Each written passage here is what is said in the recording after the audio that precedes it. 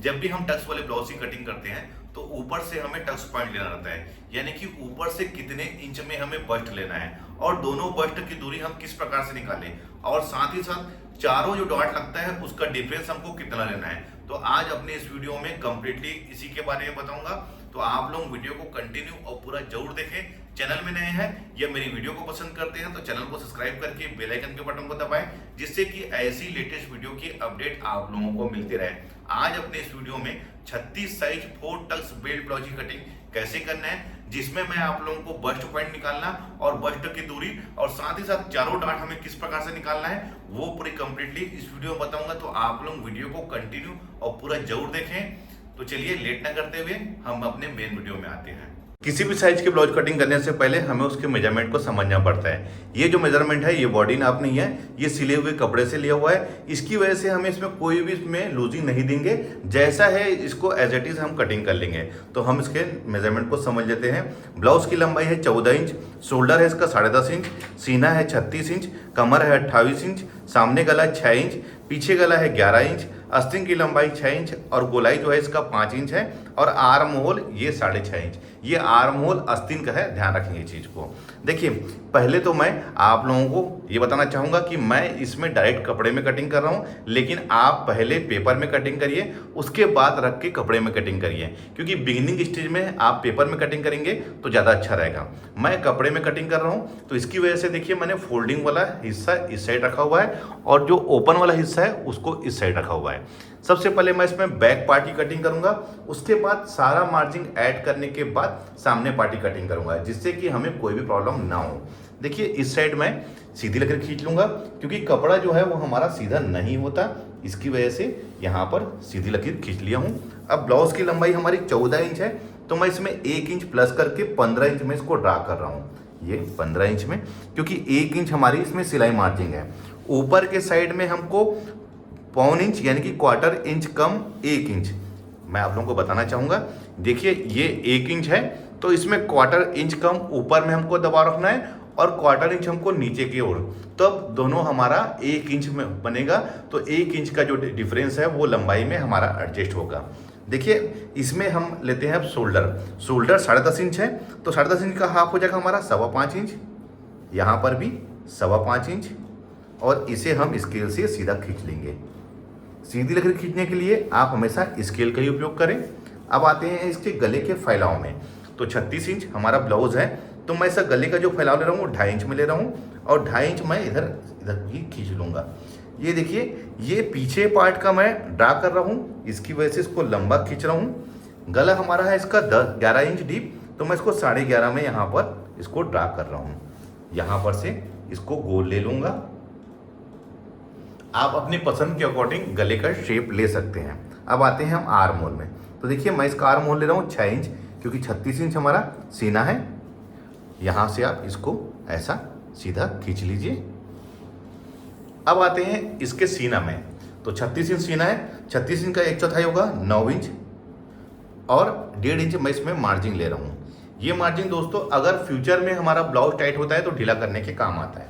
कमर है हमारा 28 इंच, तो 28 इंच का 1/4 होगा 7 इंच, 1 इंच जो बैक में डार्ट पड़ता है उसके लिए, और ये 1.5 इंच जैसे हमने ऊपर लिया हुआ है, इसे भी हम स्केल से सीधा खींच लेंगे, ये ऐसा। अब देखिए मैं इसमें पीछे में डॉट लगाने का भी फार्मूला आप लोगों को बता देता हूँ। तो देखिए 1.5 इंच जो है इसको छोड़ के हमको इसका सेंटर ले लेना है। तो देखिए कितना हो रहा है, ये 8 इंच। 8 इंच का हाफ 4 इंच, और यहाँ पर भी इस साइड भी 4 इंच निशान लगा लीजिए, और नीचे से हमको इसको निशान लगाना है 4.5 इंच में। ध्यान रखेंगे 4.5 इंच में, तो ये यहाँ पर ये आएगा और यहीं पर आप ऐसा इसको खींच लीजिए। अब इसे 1 इंच में कन्वर्ट कर लीजिए इस डॉट को, ये ऐसे। तो ये हमारा डॉट का निशान लग गया है। जो 1.5 इंच है उसको छोड़ने के बाद इतना जो पार्ट है उसके सेंटर में हमको ये डॉट लेना रहता है, इस बात को ध्यान रखेंगे।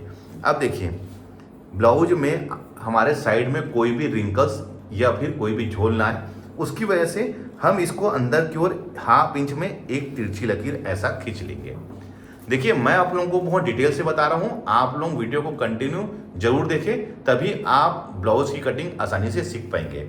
अब देखिए यहाँ पर जहाँ हमने 9 इंच निशान लगाया था उससे 1 इंच पहले 1 इंच में निशान लगा लीजिए। उसके बाद जहाँ पर हमने निशान लगाया 1 इंच में उसको मेजरमेंट कर लीजिए कहाँ, यहाँ तक। तो देखिए ये कितना है 2.5 इंच।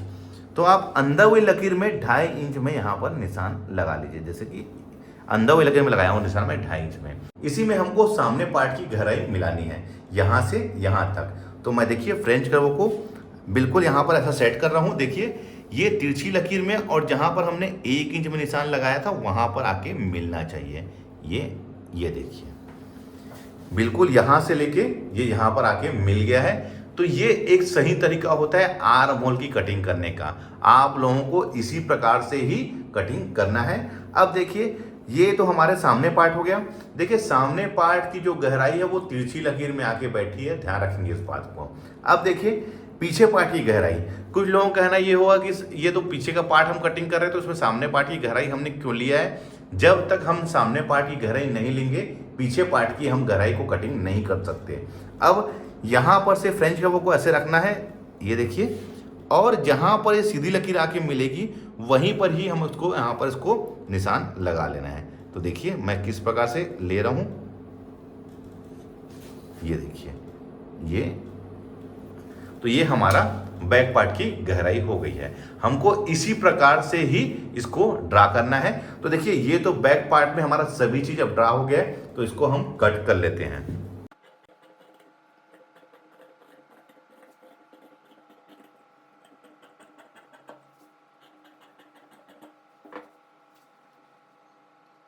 ये हमारा बैक पार्ट कट गया है। अब क्या करना है, देखिए ये वाला जो हिस्सा हमने यहाँ पर से निकाला है इसको जस्ट यहाँ पर से इसको पलट लेना है, ये इस प्रकार से। ये देखिए अब जो ये हमारा पीछे का जो पार्ट है इसको हमको यहाँ पर ऐसा रख लेना है। ध्यान रखने वाली बात ये है कि हमको ऐसा रखना है कि इस साइड हमको हुक आई की मार्जिन निकालनी है और कम से कम इस साइड हमारा हाफ इंच थोड़ा सा बड़ा रहे, इस प्रकार से हमको निकालना है। तो इसको जैसा ये है दोस्तों, अब हम इसको एज इट इज इसको हम इसमें ड्रा कर लेंगे। साधारण शब्द में बोलेंगे तो इसको हम कॉपी कर लेते हैं।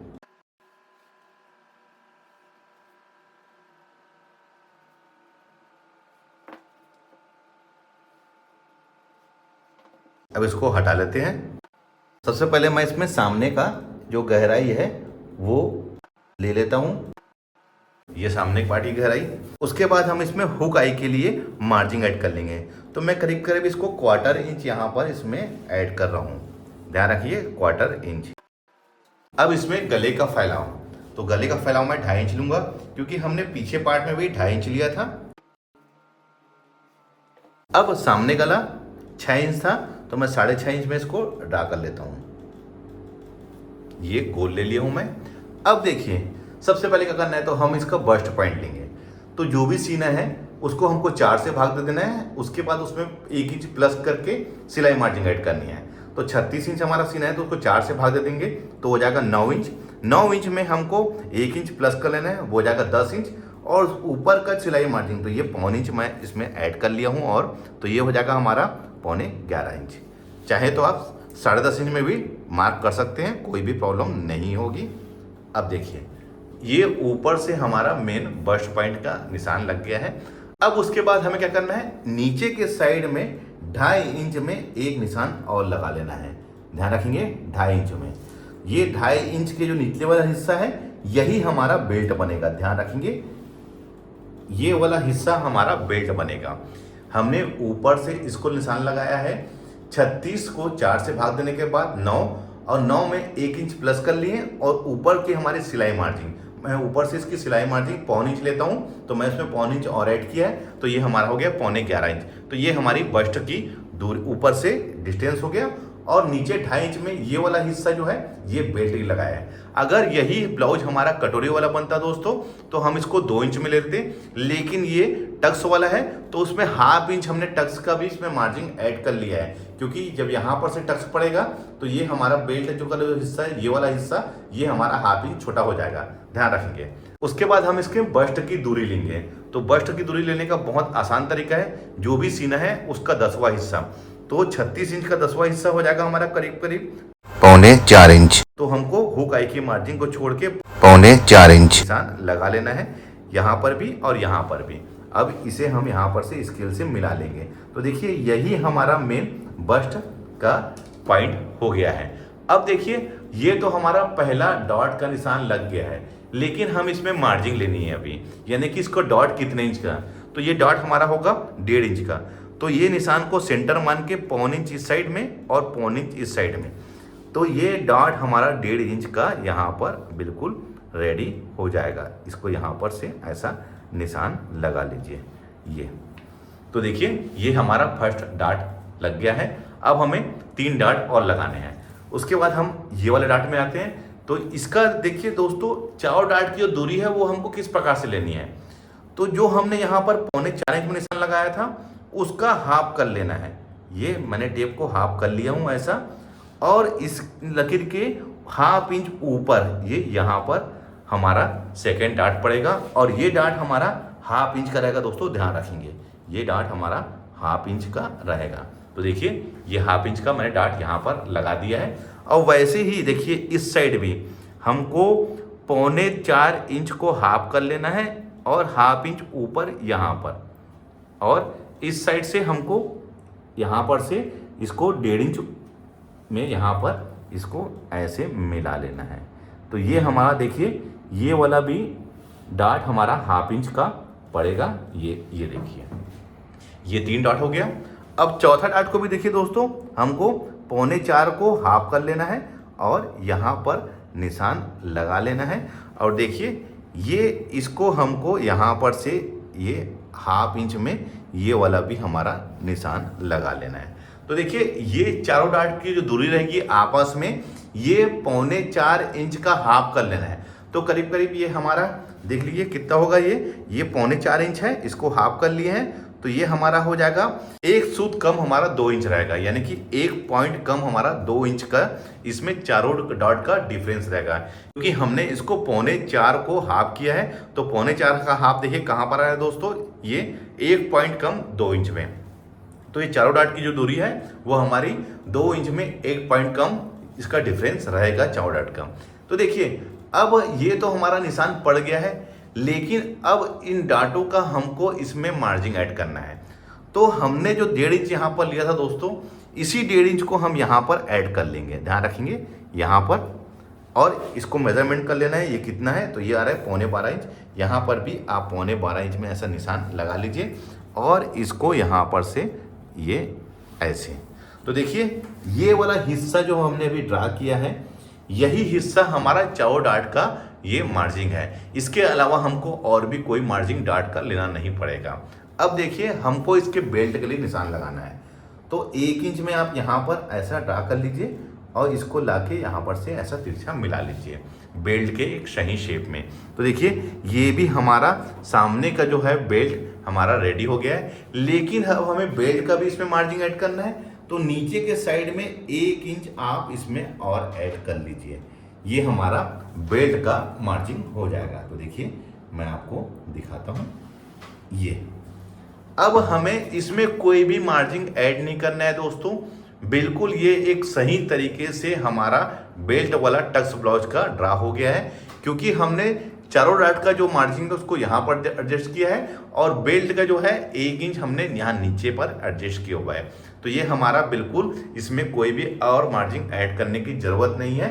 अब हम इसको अलग अलग कटिंग कर लेते हैं। तो चलिए इसको अब कटिंग कर लेते हैं।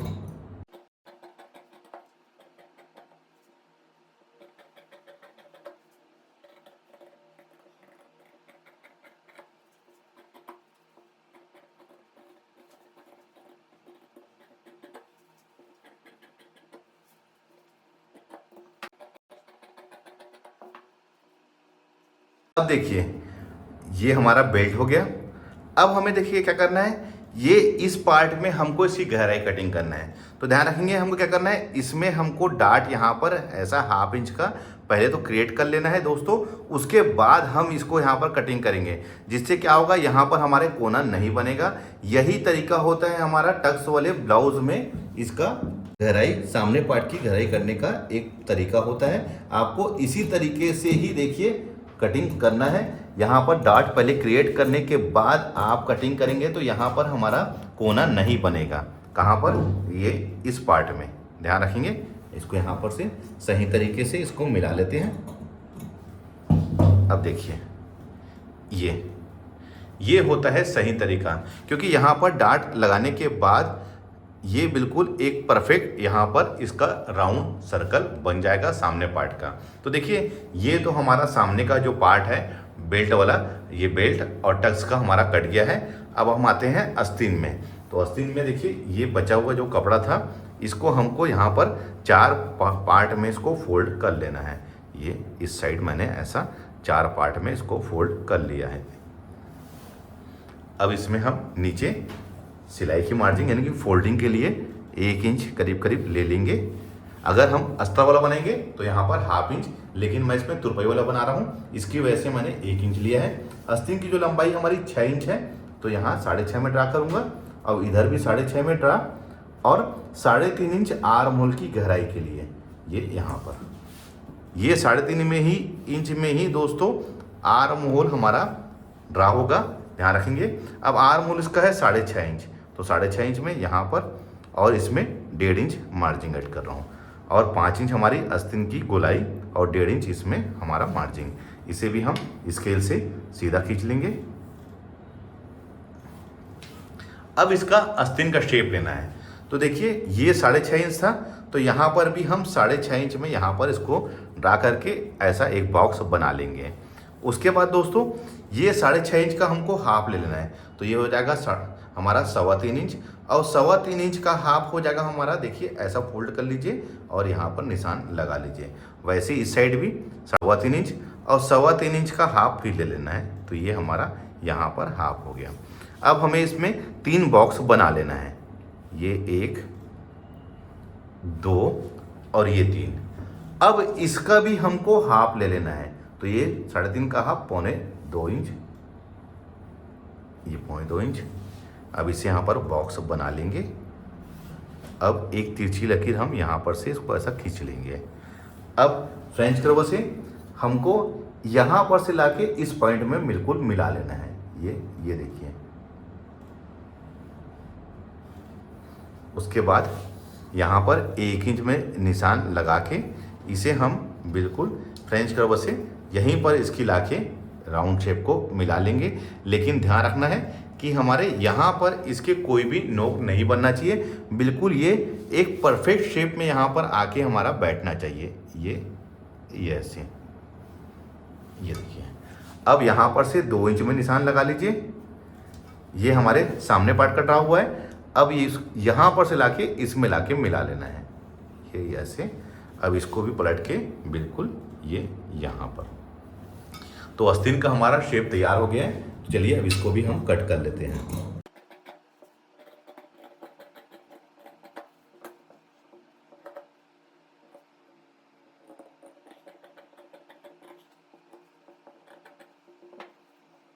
ये हमारा देखिए आस्तीन का एक परफेक्ट शेप हमारा कट गया है।